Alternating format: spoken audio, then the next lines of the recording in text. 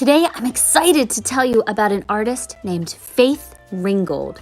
We will be making paper quilts in her style today. So who is Faith Ringgold? She's 90 years old and still making art. Faith grew up in Harlem, New York.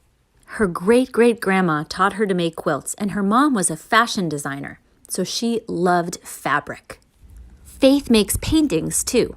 She thinks a lot about what's fair and what's not fair in the world.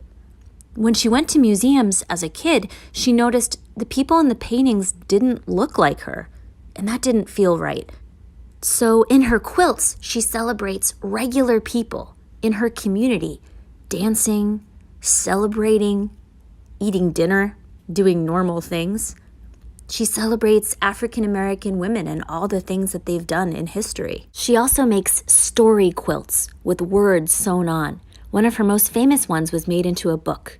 Here is Faith Ringgold reading her book, Tar Beach. Tar Beach is what she called the roof of her apartment building in New York City. My name is Faith Ringgold, and I wrote Tar Beach, the book, in 1990. I will always remember when the stars fell down around me and lifted me up above the George Washington Bridge. I could see our tiny rooftop with Mommy and Daddy and Mr. and Mrs. Honey, our next door neighbors, still playing cards as if nothing was going on. And BB, my baby brother, lying real still on the mattress, just like I told him to, his eyes like huge floodlights tracking me through the sky.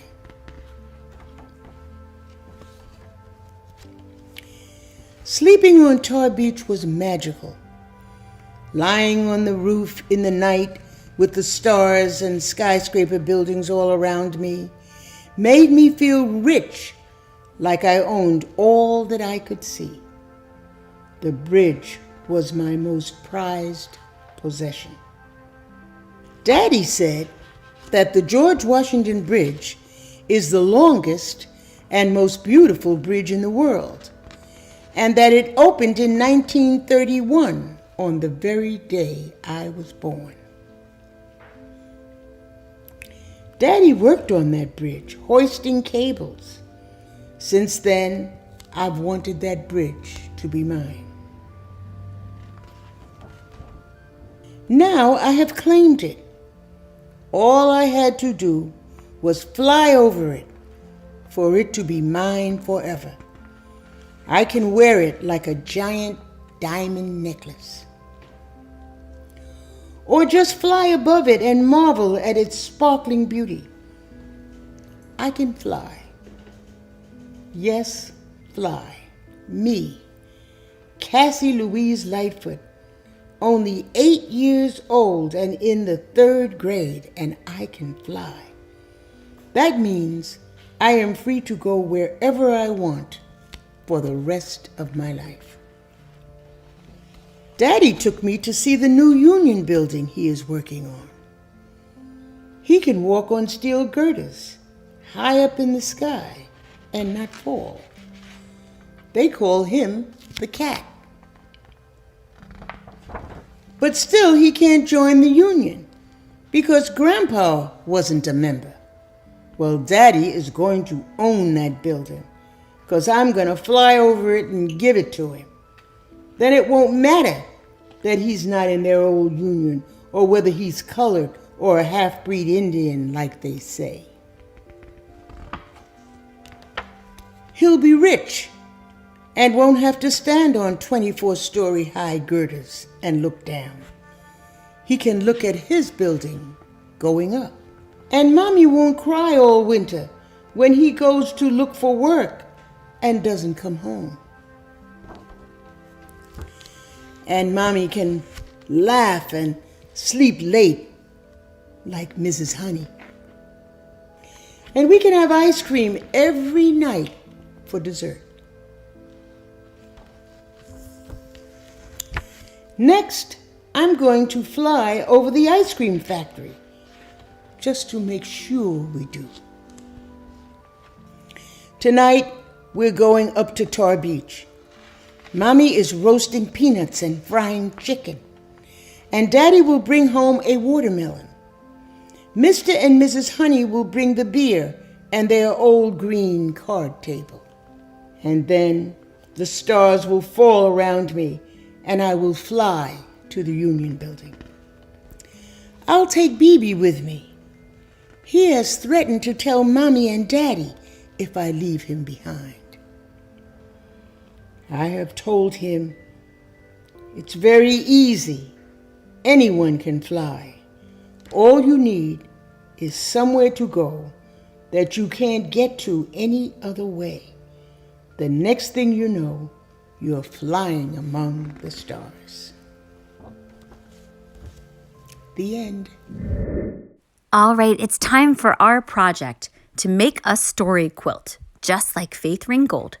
You have two choices. You can draw the whole project, or you can cut paper to make a picture frame that looks like a quilt. I'm going to give drawing directions first, and then after I'll show you how to make a paper frame, which is actually way quicker and really pretty. If you are drawing your quilt frame, start by making a vertical line straight down your paper. I'm drawing them about 1 inch wide. If you have a ruler, use it. If not, just eyeball it. Then split up this frame into pieces. We're pretending that each square is like a square of fabric. Then decorate each square with a color or a little pattern.